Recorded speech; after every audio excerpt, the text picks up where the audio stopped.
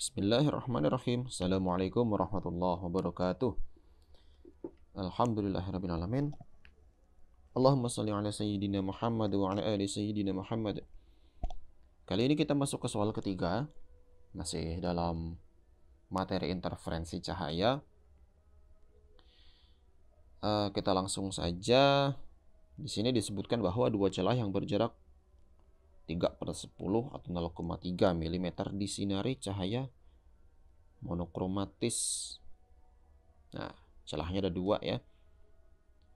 Dengan panjang gelombang 6000 angstrom. Nah, ini kita tulis dulu yang diketahui. Seperti biasa. Yang pertama D 0,3 mm. Terus apalagi tadi panjang gelombang ya. Oke, ini adalah 6000 angstrom. Berarti yang ini itu sama dengan 0,3. Jangan 0,3 deh. 3 kali 10 pangkat negatif 1 kan sama aja 0,3. Terus dibagi dengan 1000 biar menjadi meter. Jadi ini 3 dikali 10 pangkat negatif 4 meter. Kalau yang ini 6000 kan? 6000 ini kan. Itu dikali dengan 10 pangkat negatif 10 atau dibagi 10 miliar untuk menjadi meter. Jadi hutang 10 dibayar 3, maka hutangnya tersisa 7. Oke. Lanjut di soal. Celah tersebut membentuk pola interferensi pada layar yang jaraknya 2 meter dari celah tersebut. Berarti itu adalah L. 2 meter. Percobaan dilakukan di dalam air. Jika percobaan dilakukan di dalam air, indeks bias 4/3, berarti 1/3. Di atas indeks bias udara berarti ya. Kalau udara kan 1. Maka jarak antara dua garis gelap yang berurutan berapa? Jadi kalau seolah-olah itu pertama kalau dia dilakukan di udara nilainya berapa, terus kalau dilakukan di dalam air tuh nilainya jadi berapa. Oke, paham. Nah, berarti begini. Kalau dia dilakukan di dalam air, kita harus tahu juga panjang gelombang cahayanya itu ketika di dalam air. Kan indeks biasnya beda. Otomatis nanti kita ke hukum Snellius. Hukum Snellius itu mengenai pembiasan cahaya. Jadi ini saya jelaskan secara singkat aja. Umpama begini, ini ada permukaan air deh.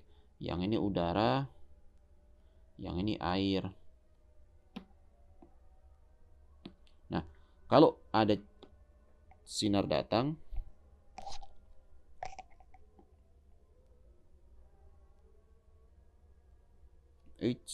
jangan begini deh, begini dulu. Sinar datang begini dengan sudut tertentu terhadap garis normal. Garis normal tuh garis hayal ya. Jadi sebenarnya dia tuh garisnya cuman hayalan gitu, nggak ada. Ini saya garis normal. Biasa sih putus-putus, tapi sini nggak sih buat putus-putus ya. Ini ada sudut theta 1 gitu. Nah, nanti kalau indeks bias N indeks bias N 1 indeks bias udara dan yang N kedua adalah indeks bias air. Kalau indeks bias yang air ini lebih besar daripada indeks bias udara, Allah mentakdirkan gitu ya, sinar ini akan membentuk sudut yang lebih kecil. Jadi dibiaskan dia sini. Nah, ini sudutnya lebih kecil nih yang terbentuk. Theta 2. Nah, ini sudah hukum Allah ini. Seperti itu. Kayak misalkan kalian celupin sendok gitu ya, atau iseng-iseng pakai pensil ke dalam air di dalam gelas gitu. Kalian lihat dari samping. Nah, itu bakalan bengkok dia. Terlihat bengkok walaupun pensilnya tetap lurus. Nah, itu seperti ini. Nah, hukum Snellius itu secara umum yang mudah aja itu langsung dituliskan seperti ini. Jadi indeks bias yang kedua rasionya gitu ya, dengan indeks bias pertama, rasio itu perbandingan pembagian, itu adalah sin sudut yang pertama per sin sudut yang kedua sama dengan cepat rambat si sinar itu merambat di medium pertama yaitu di udara dalam hal ini, yang ini adalah medium yang kedua yaitu air, sama dengan panjang gelombang ketika dia merambat di udara per panjang gelombang ketika merambat di air. Gitu. Ini saya kotakin dulu. Nggak usah deh. Nggak usah dikotakin. Kita ngelihat aja kira-kira yang kita spot, kita butuh itu apa. Tadi kan saya bilang kita bakalan membutuhkan juga nilai panjang gelombang ketika dia berada di air. Panjang gelombangnya ya. Terus kita juga di sini ketemu dengan indeks bias. Tapi tadi indeks biasnya belum saya tulis ya. Indeks bias dalam air adalah 4/3. Oh, saya tulis dulu deh di sini. Di sini 4/3. Indeks bias udara adalah 1. Indeks bias air adalah tadi di air gitu ya, adalah 4/3. 4/3. Oke. 4/3 berarti kita cuman butuh ini sama ini. Kan gitu. Kita punya ini, punya ini, tapi belum, ininya masih tanda tanya. Nah, kita mau nyari yang lambda 2 dulu. Kita cari dulu lambda 2. Tujuannya apa? Nah, tujuan akhir kita kan ditanya ini nih, jarak antara dua garis gelap berurutan. Berarti itu kan delta P. Yang ditanya adalah delta P. Delta P itu ditanya. Sedangkan untuk kita ke delta P, kita nanti akan menggunakan delta P sama dengan lambda L per D. Ya, lambda L per D. Coba saya cek dulu di sini. Nah, ini dia nih. Lambda L per D. Wah, tapi ini D-nya saya pakai kecil ya. Ini saya ganti dulu deh. Kurang umum.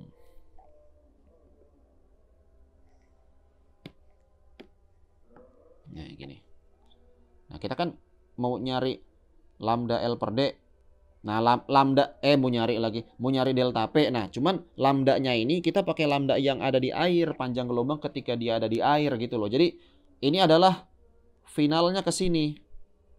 Tapi lambdanya belum ketemu, makanya kita mau nyari yang lambdanya dulu. Nah, nyari lambdanya dulu itu dengan cara si hukum Snellius ini. Oke, ini halaman udah mau habis ya. Berarti nanti untuk nyari itu saya buka halaman baru. Kita coba dulu yang dia itu di sini. Sebentar nih, saya kasih pembatas. Hukum Snellius tuh ya, N2 per N1 sama dengan lambda 1 per lambda 2. N2 per N1 sama dengan lambda 1 per lambda 2. Ya, kita tetapkan aja misalkan yang satu itu adalah yang di udara, yang di udara. Nah, yang N2 itu kan berarti ketika dia di dalam air ya, berarti N2-nya tadi adalah 4/3 per N1 itu umum. Indeks bias ketika di udara itu adalah 1. Sama dengan lambda 1. Lambda 1 tadi itu ini berarti yang ini 6 kali 10 pangkat negatif 7. 6 kali 10 pangkat negatif 7 per, nah yang ditanyakan ini adalah lambda 2. Ya. Biarin gitu, padat-padatan aja sekalian. Nggak enak. Oke, biru aja. Oke. Berarti ini sekarang menjadi 4/3. Kan dibagi 1 tuh ya. Jadi tetap aja dia nggak berubah. Tetap 4/3.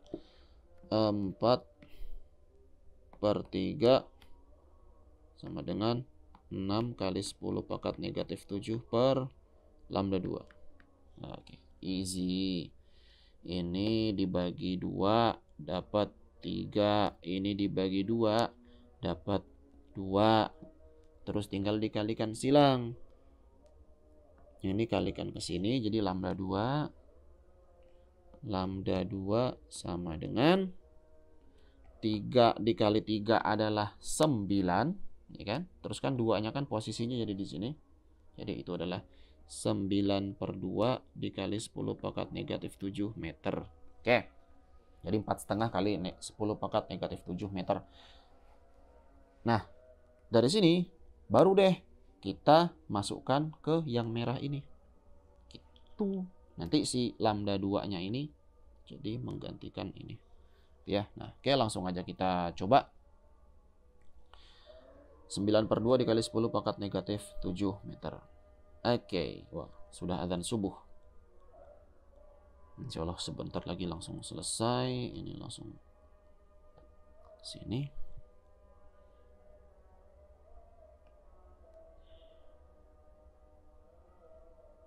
Ups, kurang panjang ya.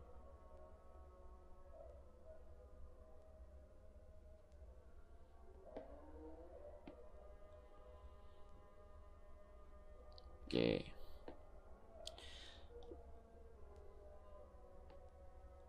Delta P sama dengan lambda L per D.